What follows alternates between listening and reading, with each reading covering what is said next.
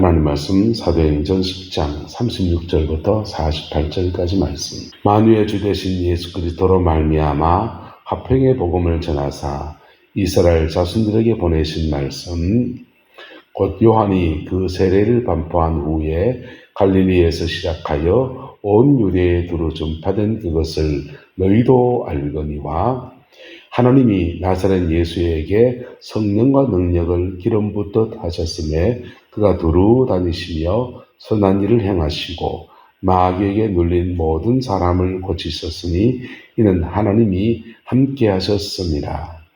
우리는 유대인의 땅과 예루살렘에서 그가 행하신 모든 일의 정인이라. 그들이 나무 위에 달아 죽였으나 하나님이 사흘 만에 다시 살리사 나타내시되 모든 백성에게 하신 것이 아니요 오직 미리 택하신 정인 곧 죽은 자 가운데서 부활하신 후 그를 모시고 음식을 먹은 우리에게 하신 것이라. 우리에게 명하사 백성에게 전도하되 하나님의 살아있는 자와 죽은 자의 재판관으로 정하신 자가 곧 이 사람인 것을 정언하게 하셨고, 그에 대하여 모든 선지자도 정언하되 그를 믿는 사람들이 다 그의 이름을 힘입어 죄사함을 받는다 하였느니라. 베드로 이 말을 할 때에 성령이 말씀을 듣는 모든 사람에게 내려오시니 베드로와 함께 온 할례받은 신자들이 이방인에게도 성령 부어주심으로 말미암아 놀라니, 이는 방언을 말하며 하나님을 높임을 들음이러라. 이에 베드로가 이르되 이 사람들이 우리와 같이 성령을 받았으니 누가 능히 물로 세례 베품을 금하리요 하고 명하여 예수 그리스도의 이름으로 세례를 베풀라 하니라. 그들이 베드로에게 며칠 더 머물기를 청하니라. 아멘. 이 말씀의 축복과 은혜가 우리 교회 가운데 풍성하게 되기를 예수님의 이름으로 축복합니다. 주님께서는 고넬료에게 놀라운 이적 가운데서 만나 주셨습니다. 환상 중에 만나 주셨어요. 환상 봅니까? 못 보잖아요. 못 보는데 고넬료는 봤어요. 근데 그 환상을 본 고넬료가 복음을 받았습니까? 안 받았습니다. 환상 중에 내가 예수다, 날 믿어라 이러시면 될 텐데, 주님이 가브리엘 천사를 보내셔서 소식을 주시고 굳이 누구를 청하라 합니까? 고넬료를 청하라 그랬어요. 고넬료. 천사가 예수라는 분이 계신데 갈릴리에서 역사하시다가 베들레헴에 태어나시고 갈릴리에서 사역하시다가 마지막에 예루살렘에서 돌아가실 때 그분이 모든 사람의 죄를 사하는 구세주야, 너 그분을 믿어야디야 이래도 되잖아요. 근데 천사도 그거 안 하고 공을 누구한테 넘깁니까? 베드로한테. 할렐루야. 그래서 복음 전도는 천사도 흠모하도다 하는 겁니다. 천사가 그거 할 수 있는데 하지 못하게 하시는 거예요. 하나님은 복음 전파는 우리 같은 좀 모자란 사람 같은 사람을 통해서 하나님이 그래 하시는 거예요. 할렐루야. 이것도 안 되면 환상주의 주님이 직접 하실 수도 있습니다. 이란이나 중동 지방에 공개적으로 복음 전파가 금지되어 있어요. 그런데 갑자기 어떤 사람이 예수 믿게 되고 나타납니다. 꿈에 막 예수님이 나타나셨대요. 그래가지고 예수를 믿어라. 그래서 혼자 예수 믿기 힘드니까 너 어느 주소로 어느 어디로 가라. 거기 가면 예수 믿는 사람이 있다. 그래가지고 주소를 받아서 찾아오면은 먼저 믿는 사람들 만나는 거예요. 그래서 교회가 그렇게 형성되기도 한다. 그거는 아주 특별한 케이스고, 보편적인 경우에서는 주님이 믿는 자의 입을 통해서 복음을 전하십니다. 할렐루야. 믿는 자의 행동을 통해서 복음을 전하십니다. 이거 두 가지가 함께 가야 돼요. 믿는 자의 행동과 믿는 자의 입이 함께 가야 됩니다. 여러분, 화살표를 이렇게 그리면 뒤에 이렇게 짝대기 하나 있고 앞에 뾰족한 거 하나 있지 않습니까? 그래서 뾰족한 게 예수를 믿으세요 라고 하는 거라면, 뒤에 이 뭉퉁한 막대기는요 마치 행동과 같은 거예요. 우리의 삶과 같은 거예요. 며칠 전에 이렇게 부천에 이렇게 시장통에 전도하시는 연세 많은 할아버지 한 분을 만났어요. 그분 좀 이상하더라고. 이상한데 예수를 믿어 복음을 전하세요. 막 이래 그렇게 외치고 다니시는데 성경책은 뒤에 딱 끼고 예수를 믿어 천국 가야 돼야 뭐 이런 분위기입니다. 예. 전하는 내용도 좀 이렇게 그냥 예수 믿고 전당 갑시다 이런 정도가 아니고 예수 믿고 전도해야 돼, 전도해야 돼, 뭐 이런 얘기 하시면서 그러시는 거예요. 그래서 좀 안타까웠습니다. 그분이 잘못된 분이 아니란 전제하에서 앞에 뾰족한 화살표가 있는데 뒤에 뭉퉁한 삶이라는 부분이 없는 것. 그러면 복음 전파는 그냥 진리만 전해지는 거예요.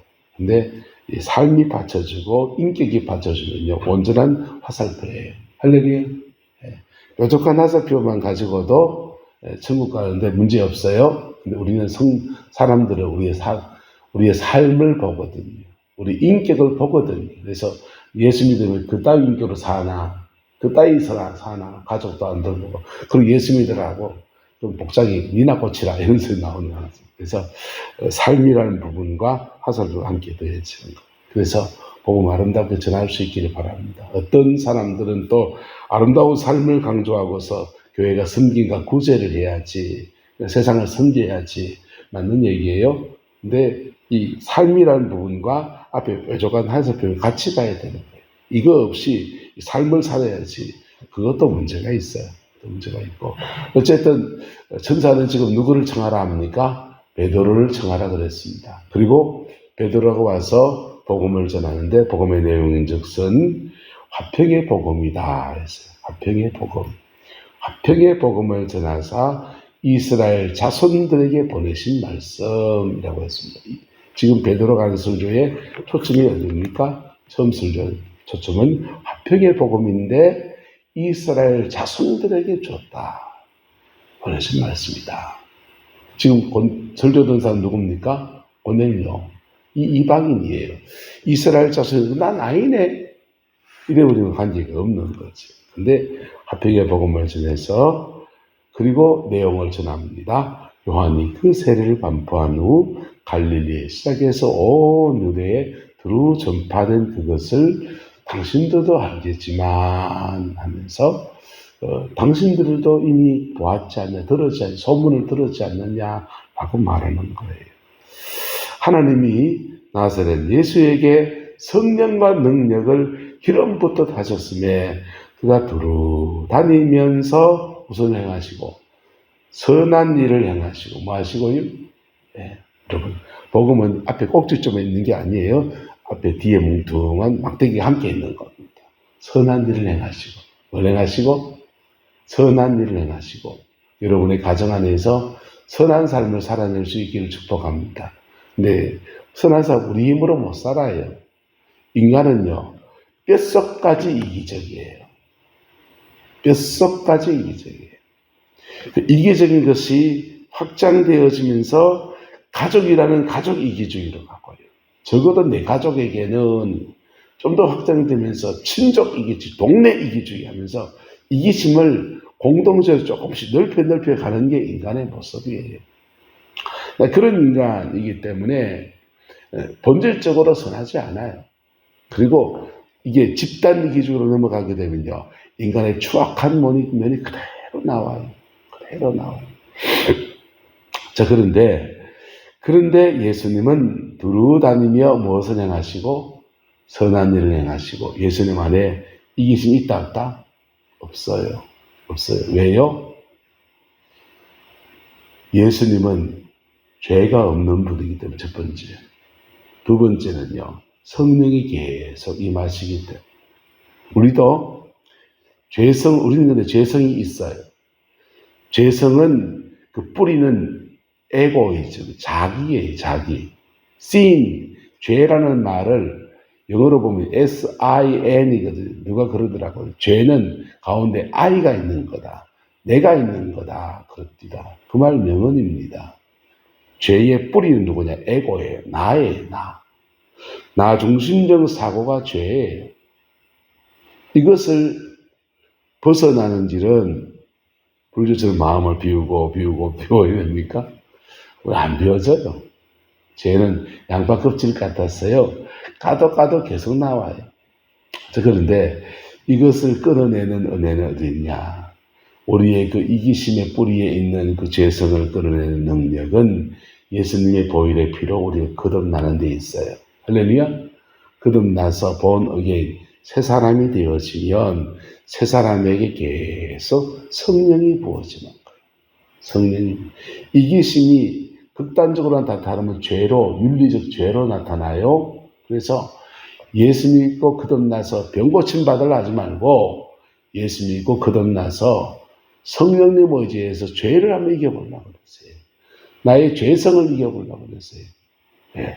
도둑질하는 사람은 도둑질 안 하게 한번 해보려 하시고 내가 가진 죄성을 성령님 의지에서 이겨보려 하세요.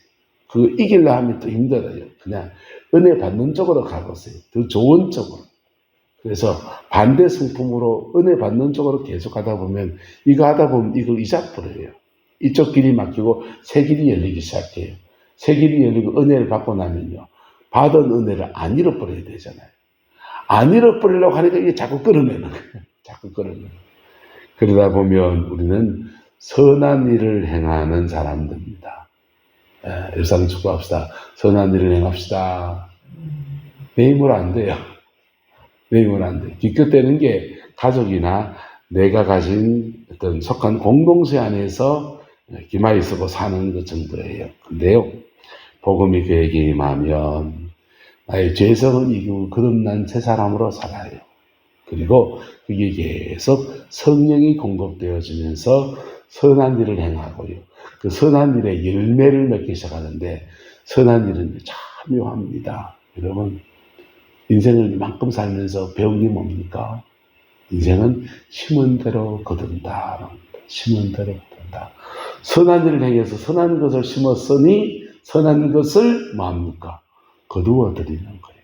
아, 내가 이타적으로 살았는데 손해보는 것 같은데 이거 심은 거였고 내가 이걸 거두어 드리네. 열매를 거두어 드리기 시작합니다. 와, 그때부터 이게 재미가 나는 거지. 저는 청년 시절에 찬양팀의 멤버였습니다. 찬양팀 신학생들도 있고 안 신학생들이 있었는데 그 찬양팀 데리고 경북 일대를 여름, 겨울, 수련회를 방학 때문에 10끼를 도는 거예요. 신학생 때. 그 주일날 본교회 가서 교회학교 지도하고 주중에는 그냥 수련회 뛰느라고 하루 갔다 오면요. 3박 4일 갔다 오면요.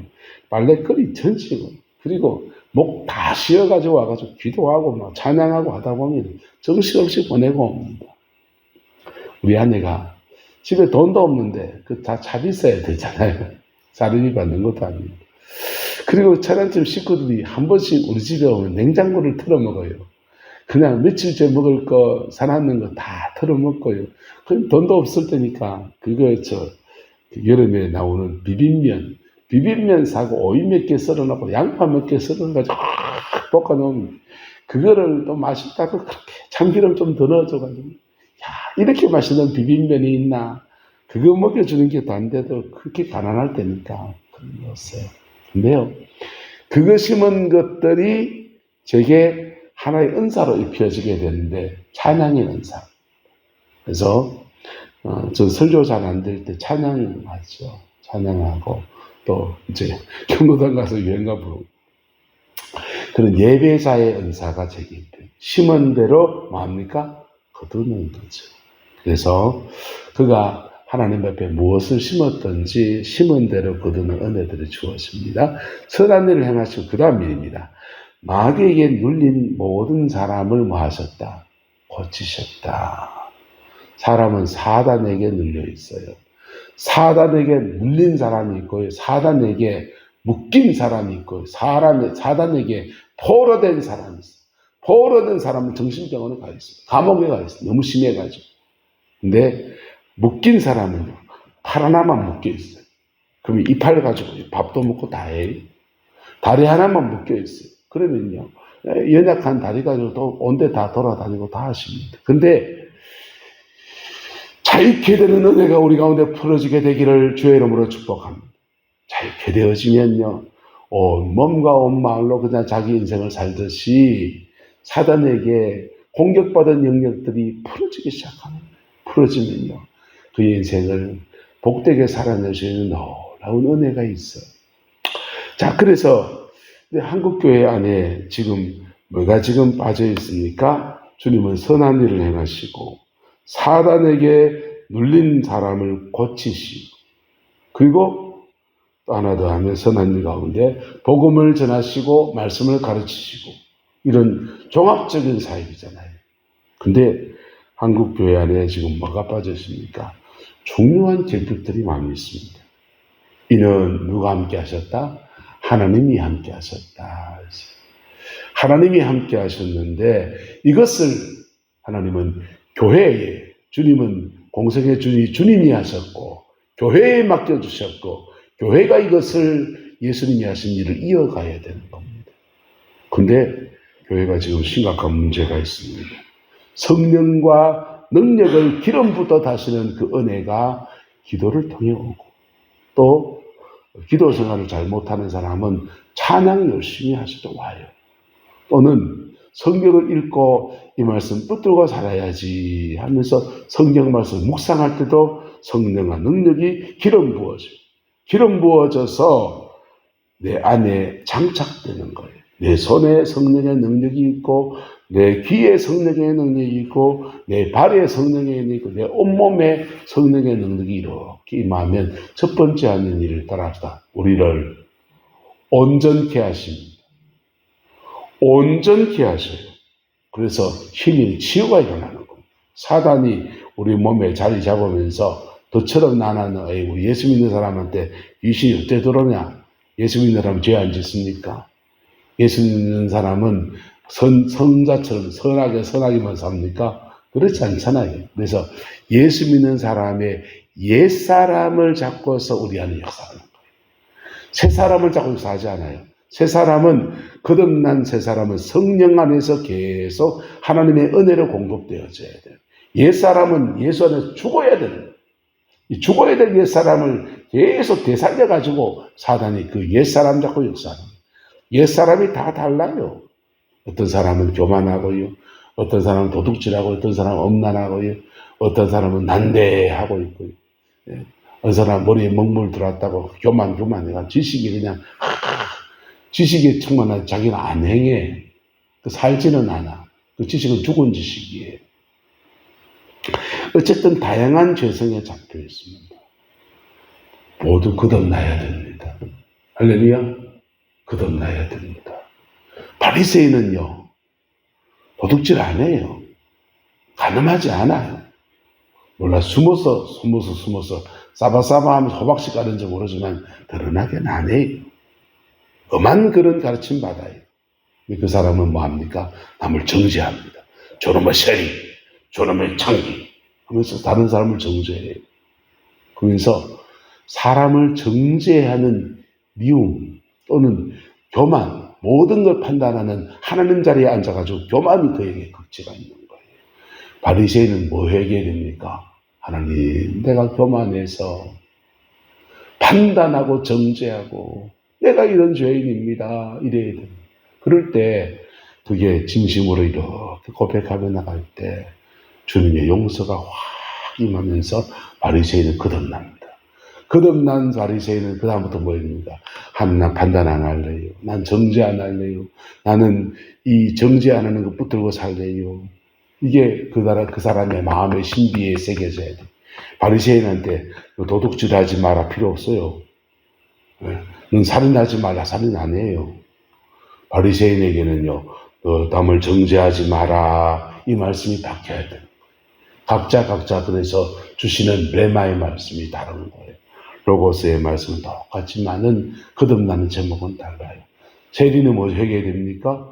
내가 다른 사람한테 세금 거둔다면서 강팍하게 멱살 잡고 한 거 회개합니다. 돌에 일이 박혀가지고 그러고 회개합니다. 그리고 내가 가지고 뺏은 거 있으면 갚아주고 네 배를 갚아서 갚겠습니다. 예? 바로 삭개오의 회개를 해야 됩니다. 각자 우리가 회개할 제목이 달라요. 목사가 지는 죄가 있습니다. 목사들은요, 자꾸 판단하거든요. 교인 이분은 이렇고 저분은 하나님 판단 안 해요. 우리의 죄가 그거예요. 그래서 우리는 그거 해야 돼요. 그리고 목사는 계속 뭐 해야 됩니까? 성령의 능력이 그와 함께 해야 됩니다. 목사도 사람인지를 상처받거든요. 목사도 은혜 떨어지거든요. 그럴 때 그 은혜를 빨리 회복하고 그 은혜를 나누어 주는 사람 되야지. 여러분, 기업가는 뭐 해야 됩니까? 돈 많이 벌어야 돼요. 돈 많이 벌어서 그 벌은 돈 가지고 하나님 선교사에게 힘쓰고, 벌은 돈 가지고 여러분 교회를 섬기고, 그 벌은 돈 가지고 어려운 사람을 좀 돕기도 하고요. 기업가의 사명은 돈 버는 거예요. 돈 버는 거. 학교 선생님들의 사명은요, 애들 잘 가르치기 사명이, 그거 잘 감당하면서 그렇게 나라에서 준 녹봉도 받고, 그리고 학생들 잘 가르친 좋은 스승의 길을 쭉 걸어가는 겁니다. 목사해야 될 게 뭡니까? 기도하는 거지. 말씀 읽는 거지. 그래서 성령과 능력을 기름부터 다시는 은혜 안에서 내가 이렇게 덮여져요. 이 목사가 죄가 많아요. 기도를 적게 해서. 자, 각자 하나님의 선한 일들을 따라가는 은혜가 있게 되기를 주의 이름으로 축복합니다. 그래서 하신 일은 뭐냐? 선한 일을 행하시고 사단에게 눌린 자를 고치시고, 그리고는 주님이 마지막 하신 건 그들이 나무에 달아 죽이셨으니 십자가에 죽으신 거예요. 희생의 길을 걸으신 거예요. 그리고 희생을 통해서 사흘 만에 달리심을 통해서 모든 인류를 구원하시는 은혜를 주셨다. 그래서 살아있는 자와 죽은 자의 재판관이 되셨다. 그리고 그 이름을 힘입어 죄사함을 얻는다 라고 말했습니다. 그랬더니 이 말을 할 때에 성령이 말씀을 듣는 모든 사람에게 임하시는, 말씀을 듣는 중, 여러분, 말씀을 듣는 중에 성령의 임하시는 역사가 있기를 축복합니다. 부산에 양결 목사님이라고 참 좋은 목사님이 계셔요. 이 목사님이 봉예를 가십니다. 이분은 귀신 쫓아내는 것도 못하고 그냥 성경만 두릅하고서 매일 기도하고 성경만. 그런데 봉예를 가서 고신척 목사님, 고신척은 더 못해요. 배운 것도 없고 그런 거. 그래서 말씀을 전하는데 말씀을 듣다가 한 자매가 안 나가, 얘 내 거야 이러는 겁니다. 그래서 졸지에 이 말씀 전하다가 축사 사역을 하는, 예수님은 너 나가, 안 나가. 그래서 이 자매가 예수를 안 믿는 사람이구나. 예수 안 믿으니까 악한 귀신에 공격받는 게 그런가 보다. 그래서 귀신은 조용하고 자매 말해봐. 예수님을 믿나? 예수님 믿어야 돼. 저 목사님 예수님 믿어요. 여러분, 귀신에게 축사사역 할 때요, 그 사람의 인격이 완전히 뒤에 감추어져서 귀신만 말하는 경우도 있지만 본인이 안에 웅크리고 있고 귀신이 말하는 걸 들어요. 귀신 말하는 거 들었지? 예수 안 믿지? 아니 예수 믿어요. 그럼 예수 믿어도 교회 다녀도 거듭나지 않았지? 나 수련회 가서 성령 받았고 회개하고 그렇게 거듭났어요. 그래? 거듭났는데 이놈 왜 들어왔지? 이분이 의문이 있더니 어쨌든 그 사역을 끝내고 고민이 잡혔습니다. 예수 믿는데 왜 귀신이 들어왔지? 예수 믿는 사람도 귀신이 들어올 수 있는가? 이분이 이런 의문이 들었습니다. 그리고 예배 중에 왜 이런 일이 일어나지? 왜 일어납니까? 따라합시다. 은혜 받으니까 악한 영이 드러난다. 은혜 받으니까 드러나는 거예요. 여러분, 도랑 칠 때 옛날에 불숲이 많은 도랑에다가 소풀이 되고 막 하면 물방개도 올라오고 소금쟁이도 올라오고 막 그럽니다. 그리고 장어도 올라와요. 그걸 잡아가지고 주어탕하고 잉어탕, 어탕 끓이고 어탕 어죽 해먹고 얼마나 맛있었게 국산전 넣어가지고 뭐. 그런데요, 그거 평상시에는 맑은 물이에요. 근데요, 발로 가고 휘저으면요, 진흙이 막 붕붕붕붕붕붕 막 일어나고 그 숨어있던 것이 막 튀어나오는 거예요. 우리 안에 이 죄성이라는 게 그래요. 예. 발로 쿵쿵쿵 성령의 임재가 와서 쿵쿵쿵쿵쿵쿵쿵 그러면요 우리의 재성이 팍팍팍팍팍 먼지 뽀듯이 막 올라옵니다. 그리고 그 속에 숨어있던 미꾸라지, 장어, 뱀도 나와요. 뱀 이런 거 막 나옵니다. 근데 나올 때 교회에서요 권사인 줄 알았는데 잘 믿는 권사인데 저 따위였네. 저 따위 하는 사람들은요 몰랐어요. 지도 있어요. 누구나 다 있어요. 예. 죄 안 짓는 사람 없잖아요. 그 죄를 지으면 우리 안에 죄성의 옛사람이 이렇게 있고요. 옛사람을 통해서 사단이 결탁돼서 우리 안에 싹 들어와 있는 거예요. 근데 그렇게 영적인 공격을 받은 거지만 지옥 가냐? 그렇지는 않아요. 그렇지는 않아요. 우리는 거듭났어요. 할렐루야. 거듭났기 때문에 거듭난 새 사람의 은혜 아래서 천당 가는 거예요. 하지만 우리 안에 옛사람이 있어요. 그래서 이걸 쫓아내는 거죠. 쫓아낼 뿐 아니라 따라서 은혜를 받아야 됩니다.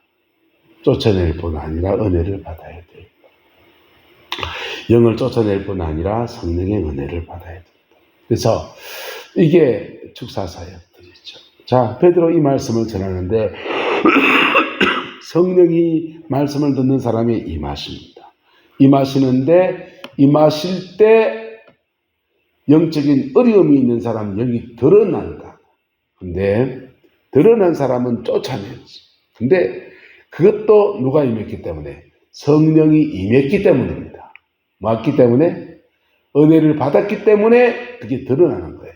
드러나면 정죄할 게 아니라 쫓아내야 되고, 그리고 은혜가 임하면 이렇게 은혜 아래 다른 일들이 일어나게 되는데, 이 고넬료와 함께 이분들은 훌륭한 분들, 성령 안에서 은혜를 사모하는 분들. 그래서 주님이 할례 받은 신자들이 이방인에게도 성령이 막 임하기 시작하는데 증거는 방언했다는 겁니다. 여러분, 성령이 임재가 일어나면 다양한 현상들이 나는, 손을 흔드는 사람도 있고요, 뭐 그런 사람도 있고 여러 현상이 일어납니다. 그것을 외적인 표현으로 나타나기 때문에 성령이 지금 역사하시는구나 알 수 있어요.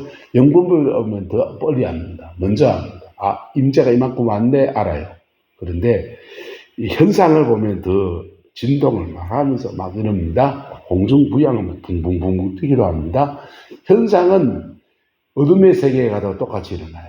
근데 대자꾸 막 흔든단 말이에요. 근데 그 현상과 이 현상은 달라요. 똑같은 현상으로 보여도 이거는요 십자가의 보혈의 은혜와 함께 할렐루야 거룩하신 성령이 임하시는 거고, 저기는요 악한 영이 임하는 거예요. 나중에처럼 악한 영이 임한 사람들은요 회개가 안 돼요. 뭐가 안 된다고요? 회개가 안 돼요. 그리고 마음이 밝아지는 게 아니라 평강으로 가는 게 계속 어두워지고 자꾸 죄짓게 만들고 그래 가요. 그래서 시간 지나 보면 본인이 알아요. 아하, 내가 잘못 받았구나. 잘못 받으면 다 버려야 됩니다. 방언도 하면 안 되거든. 방언도 하면 안 되고 다 버려야 돼. 다 버리고 다시 받아야 돼. 뭘 받으면 되냐?